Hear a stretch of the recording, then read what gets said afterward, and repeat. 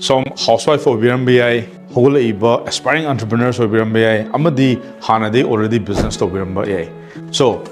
asidi yamna nungaiba paum khak ai somda ai haizage madudi kaino haradi lakliba December gi tarik nipan mapan tara numidangi pung tar makhaida Asksur na sinjaba challenge sam khak lei numit humni gi sigi challenge se kari gi challenge no hai tardi paisa leijadaba mina support tawdaba amadi karimda haijadaba aidi like am hairekte adu torokte haibna chingba problem myam am leiberangni adugi solution dabu pizage na sigi challenge sinjabani madudi main noina